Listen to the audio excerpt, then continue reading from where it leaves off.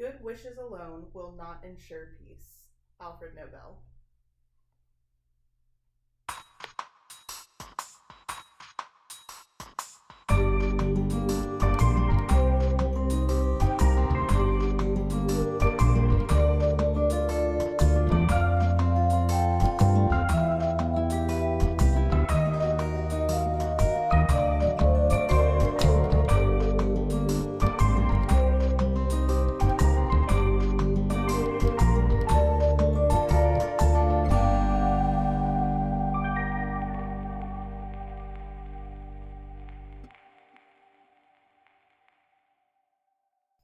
Hi, bestie. Hi, bestie. I missed you. I missed you. Although not much because we worked a lot together It's this been week. like one day. But you had yesterday off and I didn't. What did I do yesterday? What did you do yesterday? Did you edit photos? I did edit photos. Yeah. I went somewhere. Oh, I got my wax. Oh, that's good. Yeah. And then I met with Crystal. For lunch, Yes. Or for coffee. She told me. Yes. So did you watch an episode of Eureka this week, Maddie? I did. What episode was it?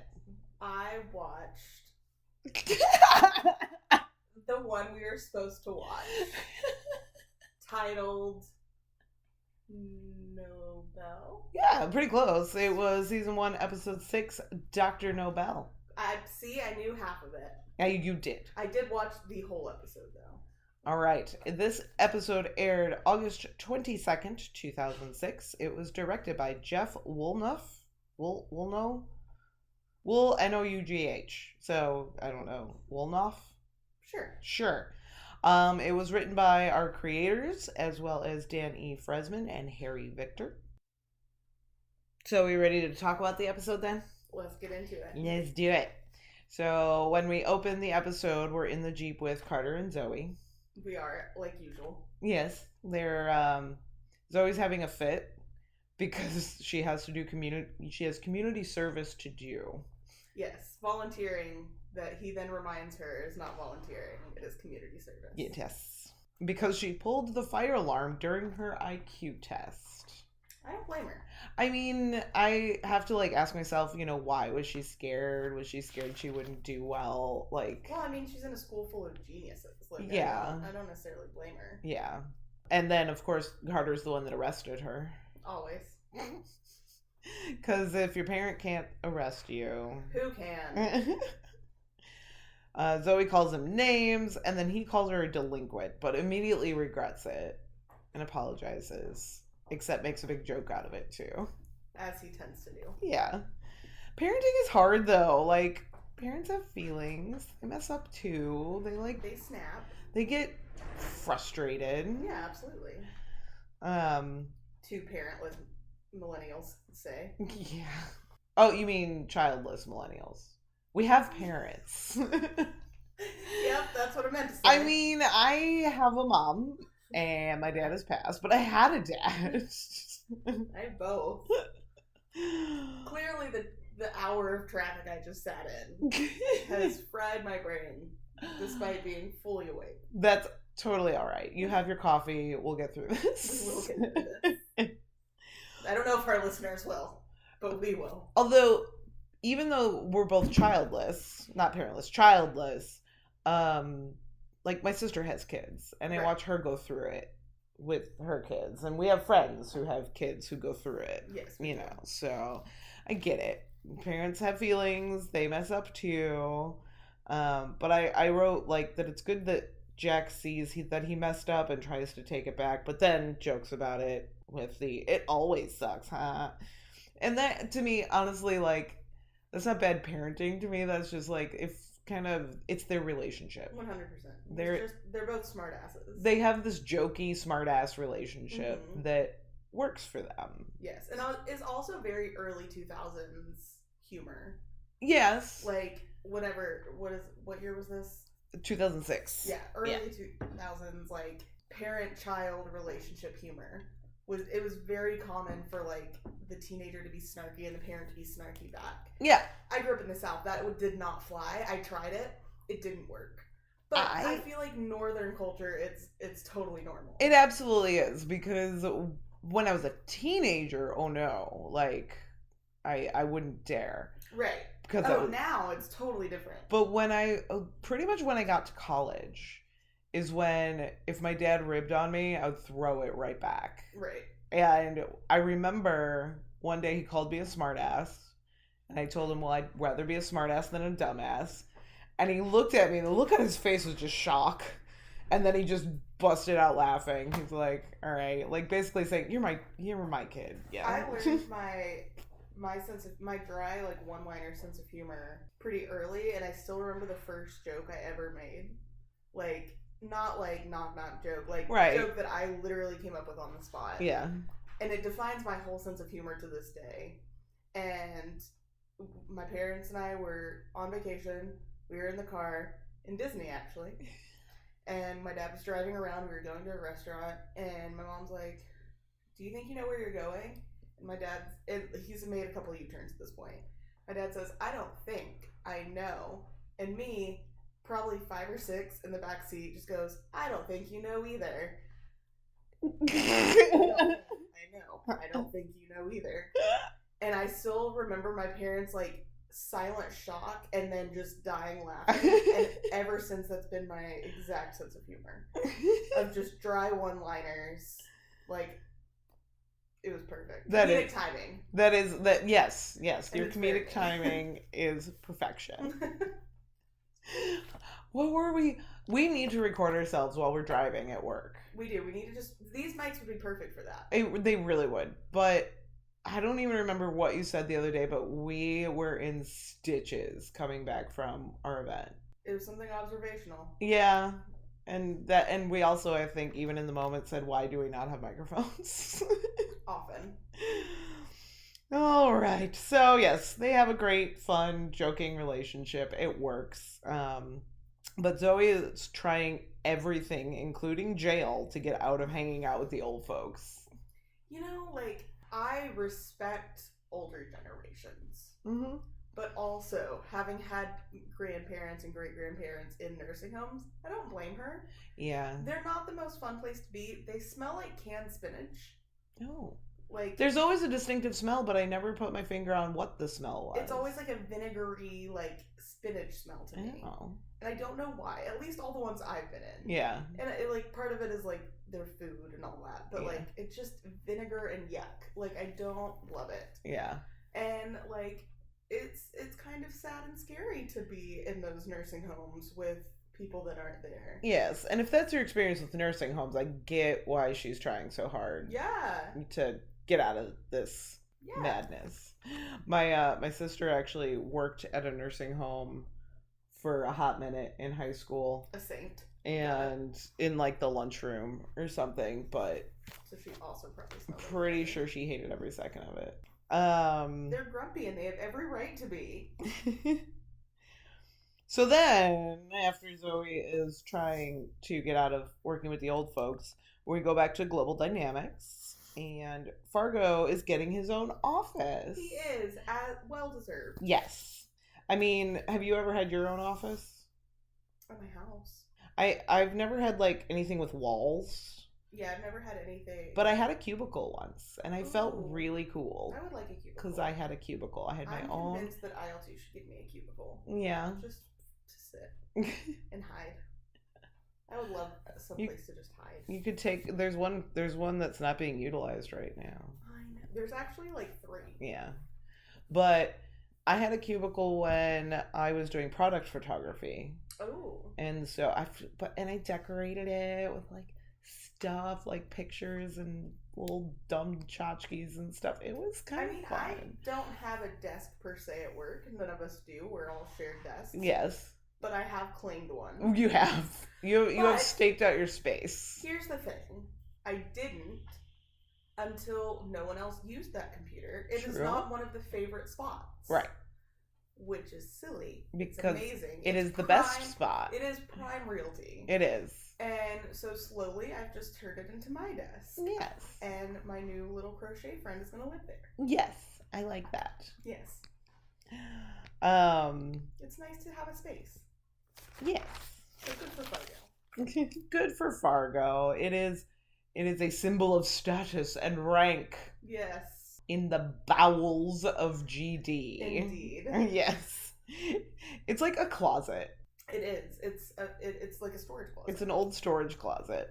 So Spencer and Henry come to help Fargo clean it out. Henry is basically hoarding.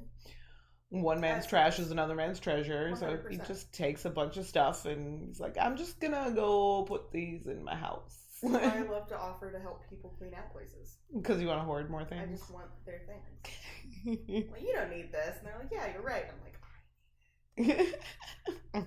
After Henry leaves, Spencer and Fargo start fiddling with a console that they think is a stereo.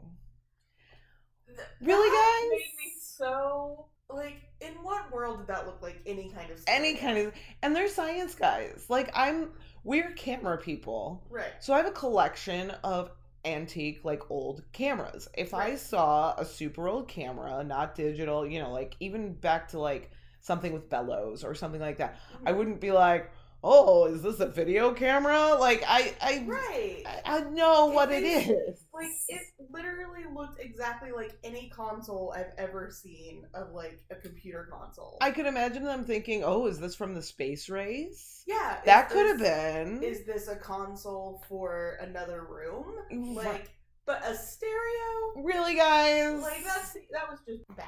Yeah. It was just bad. That was just bad. And, yeah, so I just thought that was... And then to think, because they realize you need 2 keys to turn it on. Right. In what world do you stereo needs a key? Any key. At all. Second of all, what stereo would have, what do they call it? It's not Dead Man. It's like a 2-man switch. A 2-man switch. Yeah. What stereo needs a 2-man switch? Like, what stereo do you think you're controlling? Right. But of course, this is kind of one of our first instances of Fargo pushes the wrong button. Okay. Is this going to be a theme? It's kind of a theme. Yes. Okay, yeah. Fargo likes to fiddle. I can see that. Yeah. So they fiddle. And it sounds like trouble with a capital T. Countdown clock. Yeah. And Fargo says, I don't think I like this station. I know I forgot that moment. It took me a couple of watches to catch that. But as it's going, Fargo, I don't think I like this station. That's very funny. Not a radio, Fargo. Not a radio. And then we're on the streets of Eureka, and Jack is bored. He's pulling someone over for speeding, even though they're not in a car. So was he running? That's foreshadowing for the next episode. Oh. Really, in this instance, though, like, you gotta wonder. Just him being bored. Yeah. Was he rollerblading? Was he running? Was he on a skateboard or a bike? What was he doing? Could have been on a bike. But a supercharged, whatever it is, because it's speeding. 55 miles an hour, whether you've got a car or not. But he's bored, but not for long, because a missile emerges from underground. A silo-like object. Yes. And then we get credits. Yes. So, credits happen, then we're still in town, and everyone is staring at this missile. Yes, including our genius twins. Yes, we get to see 2 of the quadruplets. Yes. If you have quadruplets, if you only have 2 of them, are they twins or are they still quadruplets? Well, they're still quadruplets because their brothers are somewhere else. So you would have to quantify 2 of the quadruplets. Yes. I mean, in this case, they're twinning. Yeah. But they are still members of the quadruplet set. That's fair. I did look these 2 up, Brian and Keith Wilson, and this is like their only acting credit. Oh. Yeah. And they are twins. Are they quadruplets? No, they're just, well, as far as I know, they're just twins. Okay. But because they have the same last name, so I'm just assuming that they're twins. It's a pretty good assumption, though. Right. Okay. Of course, they are siblings in the show as well as not, and so they argue. They argue about what this thing is. Or are they clones? Are they actually twins, quadruplets, or clones? Bum, bum, bum. Bum, bum, bum. And the character name, they're credited as the Baker twins. See, they're twins! Yeah, but we saw 4 of them before. So maybe they're twins. Twins. And clones of twins. And then they each got cloned. Okay. All right. Thank you, credits. We figured it out. And I wrote it down, too. And here we are. I really thought all of the twin quadruplet conversation would get edited out. And now, like, that we reached this conclusion, I feel like it's necessary. Yep. No, it's staying in. You're welcome, audience. So then, of course, Jack says, we got trouble. And then Allison calls to confirm, we got trouble. All the trouble. Yeah. And then we go back to the retirement home, where we meet perky Doris Stokes. I called her perky Doris Stokes. Doris Stokes is her name. She's very perky. Very perky. Very perky. She's so cute. Yeah. I like her. She knows her business. She knows how to run a place. Mm-hmm. Zoe is being a brat. Of course. Doris puts her to work anyway, and I wrote in my notes, Doris knows how to get people working. Yeah. Yeah. She's like, nope, you have no time to argue. Here's what you're doing. Yep. And she's assertive, and she's in charge. Yes. Rightly so. And we find out that this is not a depressing retirement home. No, this place is amazing. This place is awesome. And Zoe rightfully says, how much is a room here? Yeah. Because same. Is there an age restriction? But honestly, living in Florida, 55 and up communities are like this place. Have you been to a 55 and up community? My mom lives in one. Okay, so my mom works in one. Yeah. And it's so great. Like, it is. The amenities that they have. Did you know, though, that they have to, like, even if you're under 55 and want to buy a house there, they have to let you? Yes, I did know that. My parents told me. Up to a certain percentage. Now, they can put restrictions on, like, how old people can be there, like 16 and up or something like that. So if you have small children, you wouldn't be able to. Yeah. But, like, you or I, without children, could go move into a It's 55. ideal for me, honestly. Mm. I love it. They have facilities where you can work out and swim. They've got pools. Childless pools. Yeah. And then they've got, like, all kinds of activities. Oh, yeah, I know. My mom works them all. My mom plays craft days. My mom plays bunco with the people. They have live music and food trucks every week. Yeah. Like, it's crazy. Yeah. It's fun. We used to go to trivia every week at my mom's. That's awesome. Because they had trivia night. Are you kidding? A place where I can go, like, do crafts with other people? Well, the other people part, it's not as fun. But, like, play bingo? Yeah. Sold. Yeah. I mean, there are places you can do that in the world. Yeah, but if it's, like, next to my house. That's true. It's easier if it's close. Mm-hmm. Yeah. But yeah, it is. It's a really, really nice facility. Eureka does take care of its aging population. And we see that Eureka was way ahead in the VR game. Yes. So way glasses. ahead. Yeah. Apple Vision who? Yeah. This is straight up Apple Vision, but like they've already turned it into glasses form. It's right. Perfect. It's Apple Vision meets Wii. Because they're basically playing Wii Sports. Right. It's like VR. It's like Quest or what's the... Yeah, no, I think it's Oculus. Oculus. Yes. Well, it's now the Meta Quest. Yeah, I guess. Because Facebook/Meta bought it. Well, Vince has an Oculus. I think that's what Deshauna gave me. Oh, nice. It's a lot of fun. I should play that again. I've played Beat Saber. Beat Saber's so much fun. It's such a workout. I have the Lizzo pack. Nice. Yeah. Nice. It's so much fun. Oh my gosh.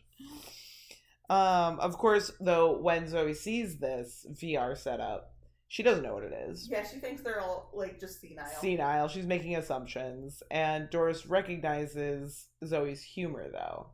Yes. She recognizes her snarky, sarcastic kind of humor and assigns her to Eugenia, who is just magical. She is magical. I love her so much. We learn really sweetly right away about Eugenia's crush. Yes. Because he's coming up. How's my hair? Of course, Zoe's confused at first. Right. She doesn't know.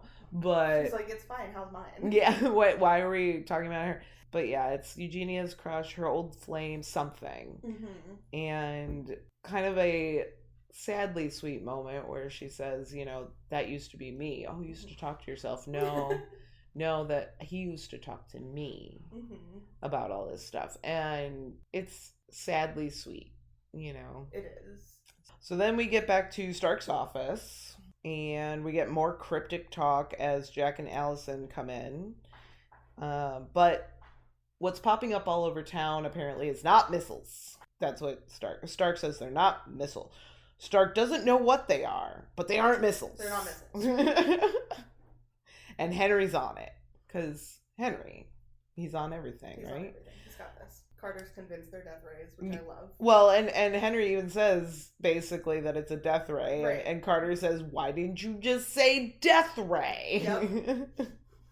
and Carter even does his normal Carter thing. Can't you turn it off? Right. Which Stark thinks is a ludicrous question, but turns out that's the question they need to be asking. Right. How do we turn it off? Yeah. Yeah. And Carter's the dumb one, Stark? Come on now. But Allie and Jack are making a solid plan as they walk down this hallway. And Stark accuses them of panicking. Right. And they have to figure out how to shut it down. So basically, Stark is saying, yeah, we have to figure out how to turn it off. Like, that's just what...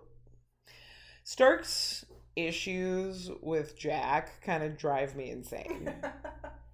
I mean, Jack's not the biggest fan of Stark, but at least he doesn't, like, poo-poo every single thing he says. Right. You know? Stark says that he isn't indifferent, he's focused. And I can get that. Yeah. Because sometimes when I'm super focused on problem solving or figuring out a plan, like, I'm not as bubbly as I usually am, and I'm like, no, I'm not, I'm fine, I'm just figuring it out, you right. know, so. And, like, related, yesterday when I was having coffee with Crystal and Emily, when Emily joined us, I was like, Emily has never heard me talk that much, because she's with us when I'm in lead photographer mode. Yes. And my job is to do everything on the wedding day, mm-hmm. and come up with a plan for every step of the day, mm-hmm. and constantly be changing that plan. And so I was like, I actually do talk when I'm not focused on other things. When you're not working, when you're not focused on work. So then we get to Henry's garage, and we're going through the papers that Henry commandeered from the storage space. And we learn that Jack, this is my favorite part of this whole scene, is that we learn that Jack is a tequila guy and Henry is a scotch guy. Yes. Yes. And they have a little moment. They do. Nice. You know? So I love that. You can really see their friendship developing in a very organic way. Mm-hmm. You know? I mean, and they both have respected each other from the moment they met. They've both respected and liked each other from the moment they met. But their, like, actual bond as friends is really solidifying in a very organic, natural way. So they're going through the papers, and of course Carter's going, what is it? IT. What are these two letters? Yeah. Then we come across a photo of the moon with, is that a lens flare? Sorry. I was doing this to get him to bring his head up here, and he just batted at my hand. Did he try and grab your hand and pull it to him to pet him? Because that's what he does to me. That might have been what he was trying to do, but I was moving it too much. But he was like, no. No. That was adorable. So we see the initials IT, mm-hmm. and we see photos of the moon with Jack asks if it's a lens flare, mm-hmm. and Henry says no, it's mirrors. Mm-hmm. Science corner time. Science corner. So my science corner for this week is that there are actual mirrors on the moon. Like this, they didn't make that up. It's true. Reflectors were brought and left on the moon by Apollos 11, 14, and 15. And they were put there so that scientists down here could do experiments to measure the precise distance to the moon within a millimeter. Or so they tell us. They do shoot lasers at the mirrors, and that's how they do the measurements. Because awesome. they like very specifically time how long it takes for the laser to bounce back. That's awesome. Yeah. There are 6 reflectors on the moon. 3 are from NASA. 2 are from the Soviet Union in the 1970s. 1 is from ISRO, which is the Indian Space and Research Organization, and that one was put up just in 2023. Wow. Yeah. I love Science Corner. Yeah. So experiments can be done to test the distance, gravity, and even what the moon is made of. But you know what it's not used for? death rays. That we know of. That we know of. So, that's my science corner. Science corner. Thank you. Thank you for singing me out. Yeah, I got you. So Jack recognized IT to be initials, and Henry remembers a scientist with those initials, Irving Thatcher, who worked on mutually assured destruction, which is an uh-oh in my book. Yes. Because destruction. Mutually assured destruction is not a good concept. No. It's not a peaceful concept. I mean, they try and make it a peaceful concept by saying, if we all have the big guns, then nobody can shoot each other. The answer is never more guns. Right. It's far too politically charged for me to talk about intelligently, but I just don't like the idea of it. Valid. So then we go back to the retirement home, and Zoe is attending a very impromptu lecture about fission. Yes. She's very confused. But I love scientist number 2's explanation about you are a free radical. Yes. But then he puts his foot in his mouth by kind of making it sound like it's Zoe's fault that her parents split. Right, you steal something. What do your parents do? They go nuclear, which is also a very early 2000s term. Yep. Which I thought was funny. Exactly, and they split. I'm the reason my parents split up. Oh, no. Trying to backpedal. Yeah. Poor guy. He didn't mean it. He's just trying to put it in terms she'd understand. Right. Which he was doing a good job for a minute. Job, yeah.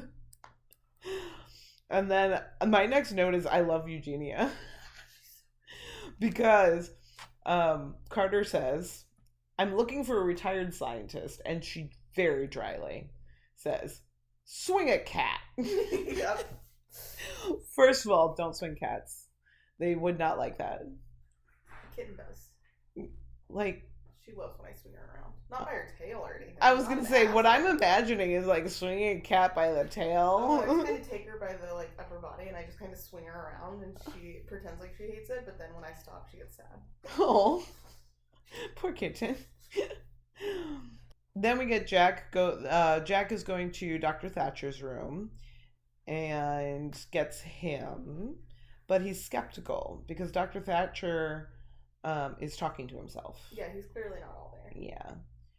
Here, check this out, though. Dr. Thatcher worked on Mutually Assured Destruction, MAD, for short, and he's talking to himself. He's a mad scientist. Nice. Yeah. Nice. Yeah. You're proud of yourself for that one, aren't you? I liked that one. So then we go back to Fargo's office. Henry and Stark are talking too fast to Dr. Thatcher. And Thatcher apparently has a history with this death ray panel. Possibly a sexy history, the way he reacts to the death ray panel. Yes. Did you see him, cuddling? Oh, yeah. Everyone in the room is uncomfortable. You've seen Meet the Robinsons, right? I have not. Oh my god, how? I don't know. We have to make a movie night of it, because now this, comparison won't hit home for you. Yeah, but we also need to watch the Smart House. Yes, we still need to watch Smart So we House. need to watch now. We need to start a list of movies. You have your notebook in your hand. I do. But we need to make a list of movies Rin missed out on because she was in the wrong era. Okay, Meet the Robinsons isn't the wrong era. It's a Disney movie. It is, but when did it come out? 2010, 11. I had graduated college by then. You've seen the most recent Disney movie. I have, but I was graduated college. I was too cool for Disney. Not too cool. I was too busy, singing karaoke and stuff. 2007 is when Meet the Robinsons. 07? Okay, so in 07, I had just moved to Charleston, South Carolina, and I was in my 20s and living it up, going to bars and singing karaoke about 6 nights a week. We don't talk about where I was. Middle school? High school. Oh, okay. I went to my first prom in 2007. This show came out in 2006, so... Yeah. But it's not a cartoon, so... All right, I'm writing these down. So, Okay. Smart House Mm-hmm. and Meet the Robinsons. My microphone somehow ended up under my shirt, so here's hoping everything's going well. We're going to get new microphones soon. Tell me about Meet the Robinsons and your comparison. So it's a very sciencey like premise, Right. but there's an old man in the movie, the grandpa, and he's kind of just wacky, like the wacky grandpa. Like you meet him with his like clothes on backwards and a fake smiley face drawn on the back of his head. Like he's just wacky, and everyone thinks he's crazy, but he's a genius. Like it just very similar vibes. Yeah. So. Okay. Yeah. Similar vibes to Dr. Thatcher? Absolutely. Excellent. But does he caress a death ray panel? I wouldn't put it past him. Then they're trying to figure out how to get into the death ray panel, try and stop it, all that. And of course it seems at first like random ramblings, Mm-hmm. but I loved this quote, "If you want sex, reverse the hex." See, the one I loved was lefty tighty, righty loosey. Yeah. That does not help my brain with not knowing left from right or how to screw in screws, because then I'm like, wait, which way does it go? See, for me, I'm like, oh, okay. But the funny part is, like, it's funny that, like, an actual mechanic didn't think of that, and I don't think a real mechanic would think of that. But me being, like, I'm handy enough that I know righty tighty, lefty loosey. Right. But I 100% would accidentally somehow try the other way and notice same. that it's moving. Yeah, it's same. Like, oh, okay, cool, I got it. I would try it the right way, and then I would try it the wrong way. Yeah, like maybe I'm doing something wrong. Yeah. And I would try it the other way. Yeah. Because I doubt myself. But Yeah. Henry's so confident that he didn't even think of, like, oh, it could be the other way. The screws recede. Yes. As he says, genius. Mm-hmm. Yep.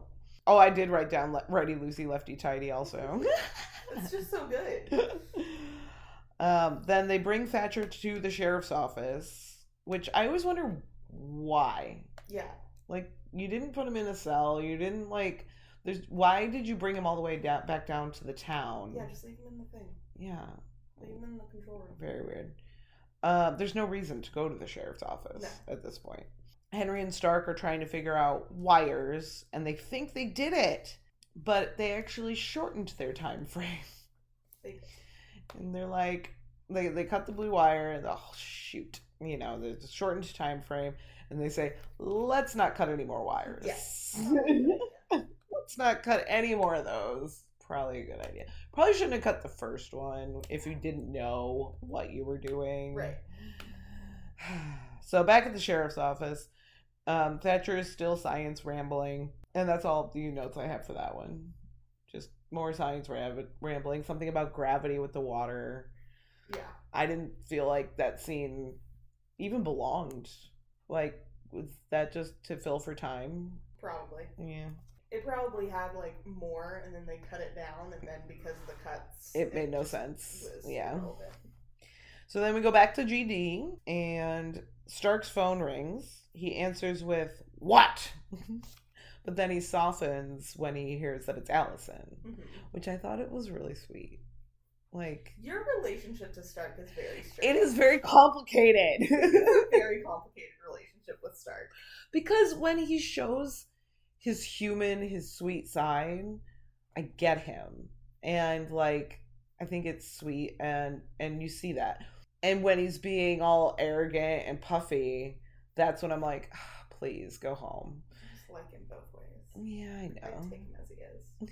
I just get really annoyed with arrogance in general, but especially when it's attached to a man in power.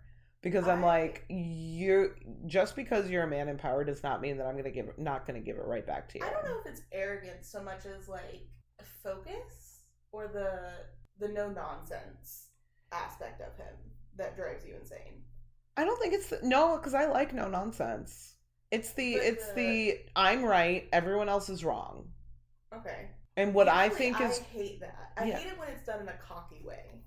But I think because he's so like official and he's so in charge, I think I don't mind it. See, and I think that's why it bothers me so much, because he is in charge and he should be He should be elevating his people, not tearing them down at every chance he gets. Like putting Fargo in a fucking closet. That was a promotion. Where else was he going to put him? I'm sure there are other... The global dynamics? I'm sure there are other spaces. He basically built Fargo up saying, you're getting your own office, just to tear him right back down by putting him in a damn closet. Maybe he knew that Fargo wanted privacy. Fargo is not happy. Does Fargo want privacy? No, Fargo is a social butterfly. But maybe he is too much of a social butterfly and needs to be kind of kept away from people to get his job done. Maddie, Fargo is not you. No, but there are some people at the office that would do better if they didn't have the distraction of everyone walking by every time. True. But that was not Stark's intent. It was don't know. I just gave Maddie a look. She is being a Stark apologist.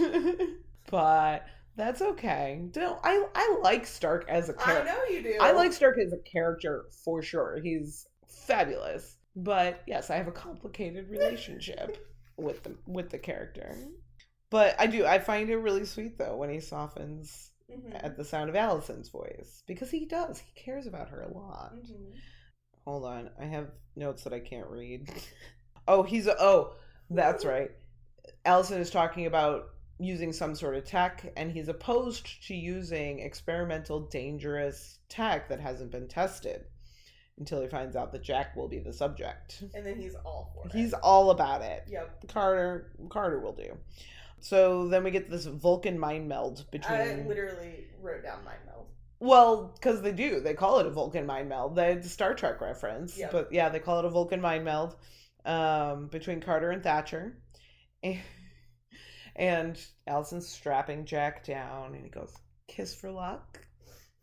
Oh, please, Carter. I mean, kind of smooth. She smiles at least, but snubs him. Absolutely. Total snub. She's a tease, and I kind of love it.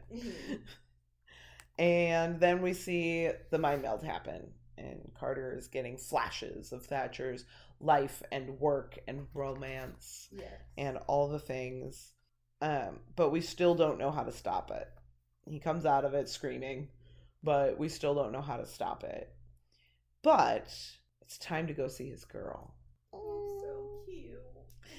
And Stark and Henry are coming up with a drilling plan. He's being snarky about Carter, but Carter knows the things that Thatcher knows, which is what will happen if they don't stop it. Zoe has apparently inherited observation from Carter, is what I have here, because he goes to the old folks home, the retirement home. There it is. And he's like, Zoe, we need to find Eugenia. Zoe is worried because Jack is worried. And he's like, she loves Eugenia now. Yeah. Like, she's gotten really close to her. Yeah. But she's worried because Jack is worried, her dad is worried, and she notices his change in demeanor and behavior. So she has inherited his observation skills. And you can tell she trusts him. Yeah. She can tell something's wrong, but the not missiles, the death ray, is powering up more as we go through this. Stark and Henry are digging, they're drilling, but they won't be done in time. So this is a problem. So then we get to the sundial. Henry has souped up Eugenia's chair. Yeah. Which, of course he did. Right. Because it's Henry. Because it's Henry. And Zoe and Jack find Eugenia, and Jack kisses Eugenia. Yeah, it's like that mind meld kind of went a little deeper than intended. Yeah, smooches her like right on the lips, but she does not mind. Same, Eugenia. I would not mind either. Just go ahead. Yeah. And then they find out, though, that even though Irving had the plan to propose and probably relives that moment of his plan over and over in his head, he never actually proposed. Right. And also they find out that Irving didn't win the Nobel And that's when he had his mental breakdown. Yep, it haunts him. Yes. But Eugenia never stopped loving him, which is so cute. Yeah. And he never stopped loving her. Yes. And so then we get back to Stark's office, and we're all panicking, and all kinds of arguing is happening between all the big brains, and they're in the midst of this giant argument. Carter walks in and borrows, in air quotes, borrows Stark's Nobel. Mm-hmm. His Nobel Prize that's just hanging on the wall, framed. Because, of course, he would. Yeah. I mean, power move. To be fair, I'll give Stark shit for putting the poster of the Vitruvian Man in his office. But if I won a Nobel, I'd frame that shit too.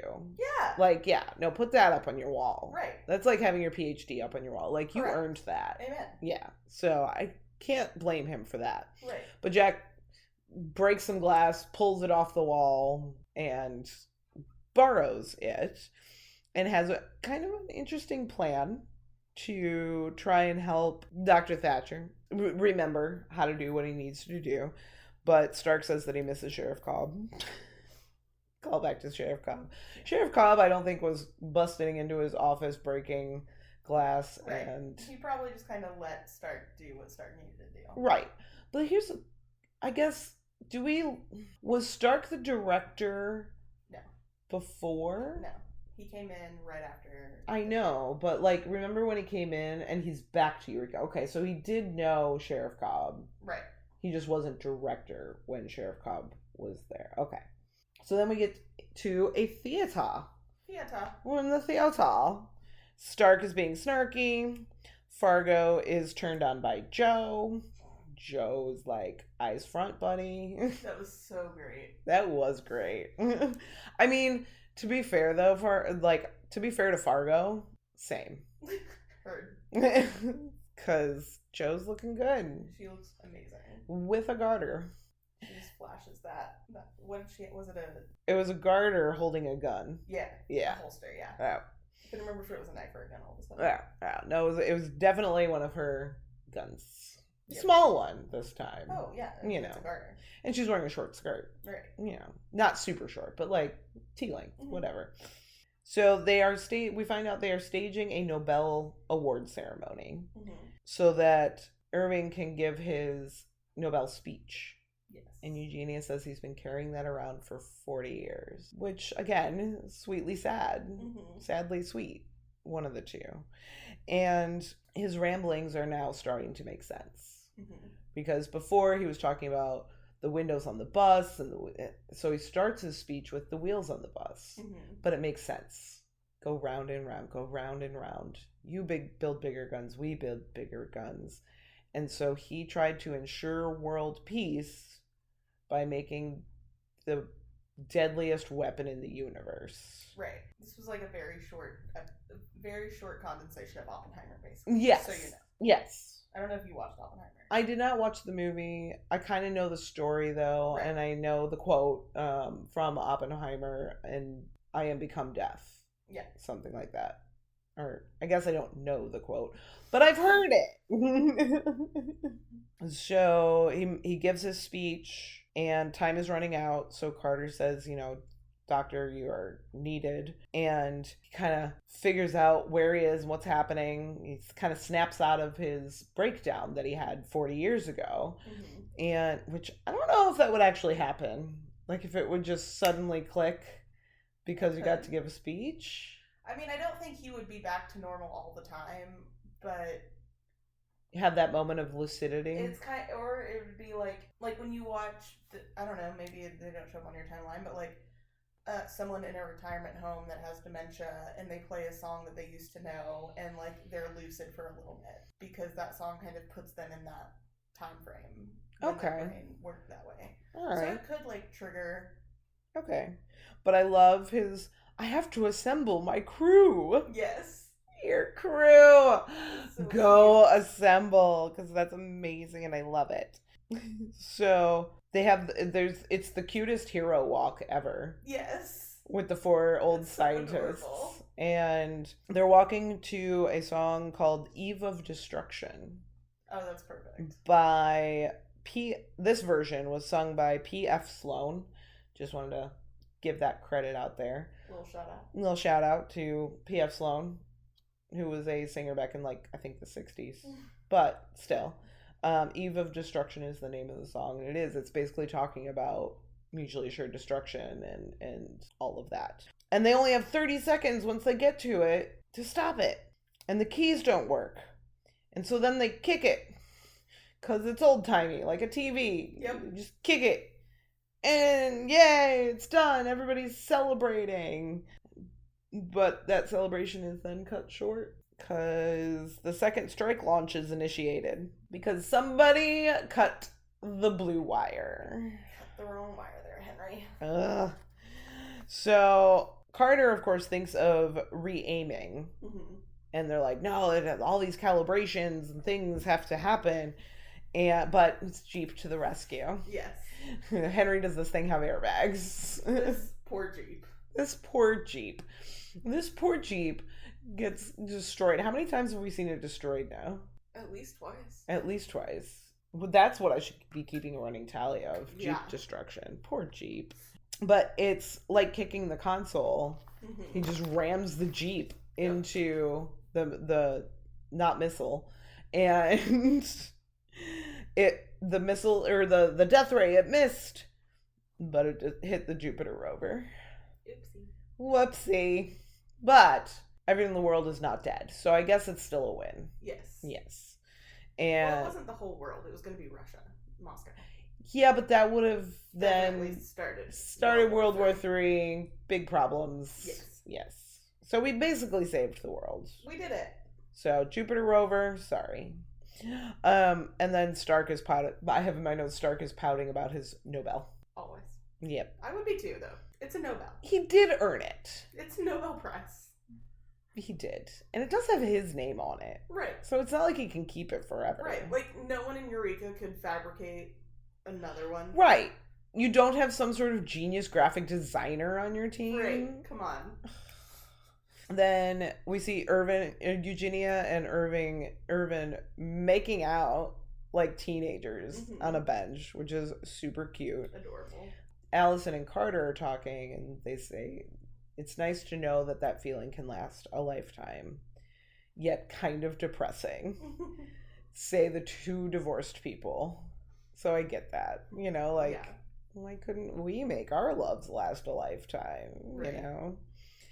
But Allison hates to answer Carter's questions, is my next note, because he asks how long Irvin's feelings are going to stay in his brain, and she just laughs at him and walks away. Right. She doesn't want to answer any question, even ones that pertain directly to him. Yep. Rude. She probably doesn't know, though. Probably. That's probably why she just laughs at him and one's like, haha, I don't know. Do you have any other thoughts about the episode proper? Because that's our last scene. That's how we end it. No, that was it. That was the breakdown. Yeah. Also, rest in peace, Skippy, the test chimp that was everyone's favorite. Yeah. At least they call him a chimp. Yeah. I wonder if he had a tail. So, Maddie, smash or pass? All right, let's go. All right. Eugenia. In her heyday? Like young. Okay, so I have in here Eugenia, young Eugenia and old Eugenia. Young. I don't know. I don't think her personality would be like. I love her as friend smash. Okay. But I don't think it would be like. I don't know. Maybe I would have to meet her in her heyday. Oh, I'm smashing both. I'm not. She just makes me. She tickles me. I think honestly, I think she'd be a tiger in the sack. Probably. Yeah. Irvin. Young Irvin. I don't know.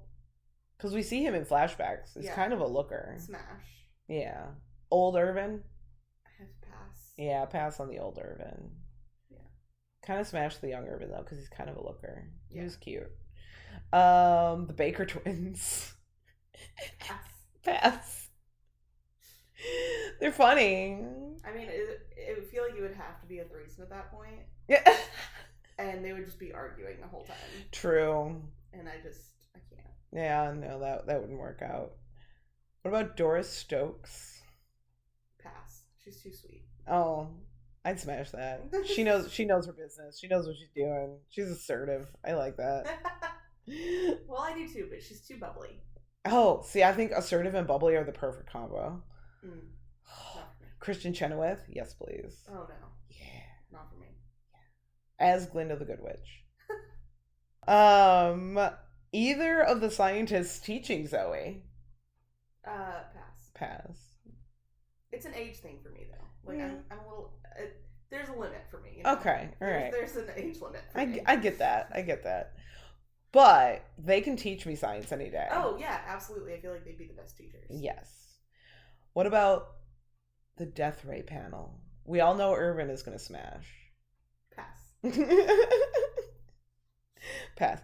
Oh yes, that's all my smasher passes for you. But I said Irvin would smash, but not literally. He doesn't. Accurate. Yeah. We don't have any new job titles for Henry this week, but unofficially, for your consideration, bomb squad tech and tunnel driller. Yes. Both. All right. Cool. I will add those to the list.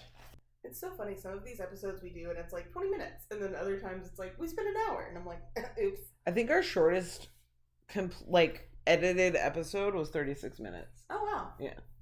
I don't know why I think they're shorter. So that's our episode for today.